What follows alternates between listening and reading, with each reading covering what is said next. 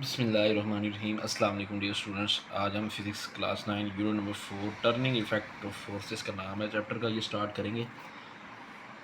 नाम से turning effect मतलब टर्न करना किसी चीज़ का, किसके ज़रिए? फोर्स के ज़रिए। मतलब फोर्स लगाएं किसी बॉडी पे और बॉडी टर्न कर जाए। अगर आप इसकी कोई एग्जांपल डेली लाइफ से समझना चाहते हैं तो जैसे आप वो जो टूटी ओपन करते हैं हाथ धोने के लिए, तो आप फोर्स लगाते हैं तो वो टूटी टर्न करती है तो पानी आता है बाहर। तो ये एक एग्ज़ाम्पल है।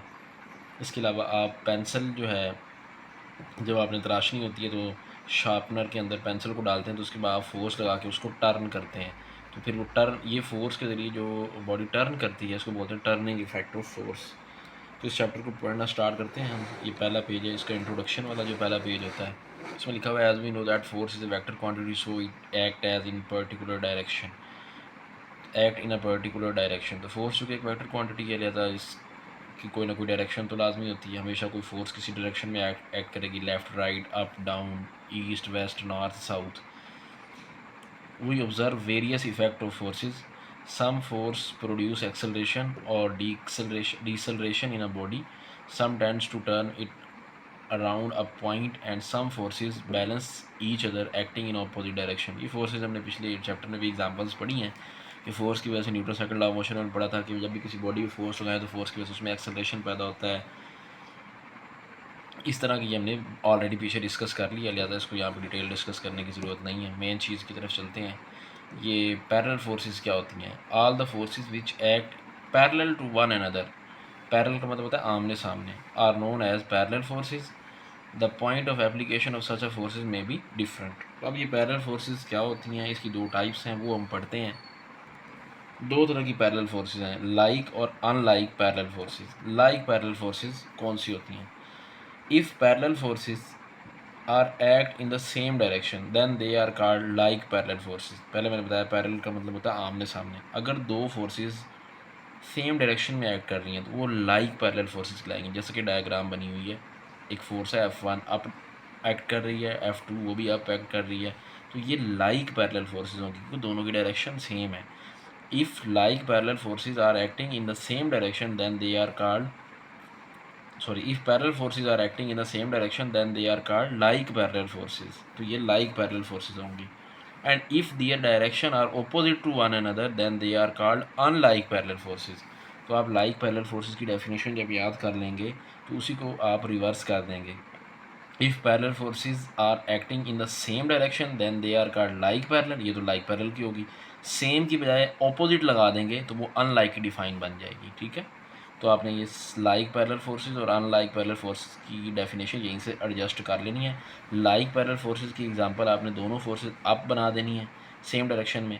अगर आप अनलाइक की एग्जांपल देंगे तो F1 अप कर देंगे तो F2 को डाउन कर देंगे, ये शो करेगा ये अनलाइक पैरेलल है क्योंकि डायरेक्शन क्या हो गई है, ऑपोजिट हो गई है। बाकी साइड पे ये लिखा हुआ है, three forces F1 F2 and F3 are shown in the figure acting on rigid body at different points here. F1 and F2 ये तो जो है F1 और F2 ये लाइक पैरेलल है क्योंकि सेम डायरेक्शन में है, लेकिन F2 और F3 अनलाइक है। F2 अप है, F3 डाउन है, तो इसलिए ये दो अनलाइक पैरेलल फोर्सेज हैं। अब टॉपिक 4.2 है, ये भी पढ़ लेते हैं। Addition of forces. अब आपके पास फोर्सेज अगर ज़्यादा हैं, एक से ज़्यादा हैं, तो आप उसको ऐड कैसे करेंगे? तो यहाँ पे एक एग्जांपल समझाई गई है।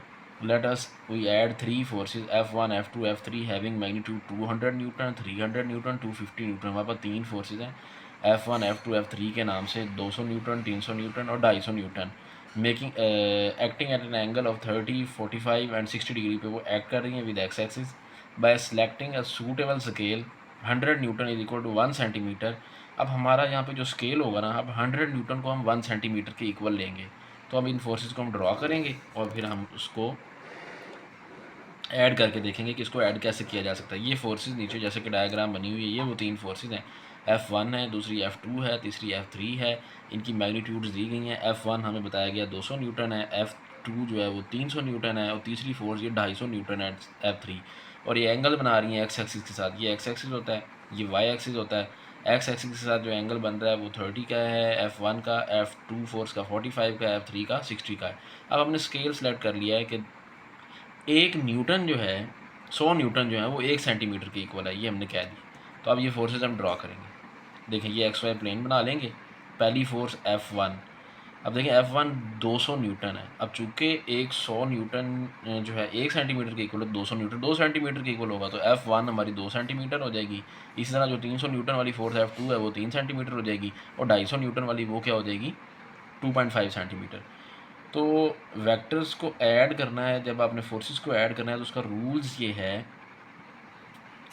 To add vectors we apply head to tail rule. अब हेड टू टेल रूल क्या है, एक वेक्टर, चूँकि अब फोर्स एक वेक्टर क्वांटिटी है, वेक्टर क्वांटिटी को लिखने के लिए आप ऊपर एरो डालते हैं। अब एरो में दो चीज़ें आती हैं, ये हेड है, ये उसका टेल है। हेड टू टेल रूल क्या होता है कि हम जितनी फोर्सेस या जितने वेक्टर्स को ऐड कर रहे हैं उसमें ये होगा कि हम पहला वेक्टर ले लेंगे, ये हमारा पहला वेक्टर है, तो दूसरे वेक्टर हमने उसके अंदर ऐसे ऐड करना है कि दूसरे वेक्टर की जो टेल है, ये देखें F2 हमारा एक वेक्टर है F2, इसकी टेल पहले के हेड के साथ मिलनी चाहिए। इस तरह जो तीसरा वेक्टर अगर ऐड करेंगे तो तीसरे की टेल दूसरे के हेड के साथ मिलनी चाहिए। इस तरह का चौथा होता, चौथी फोर्स होती, तो चौथे की जो टेल होती वो F3 के हेड, मतलब इस पे हेड पे मिलती।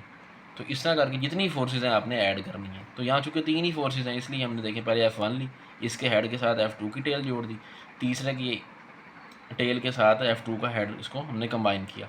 अब रिजल्टेंट फोर्स कैसे लेनी है, resultant is obtained by joining the tail of first force.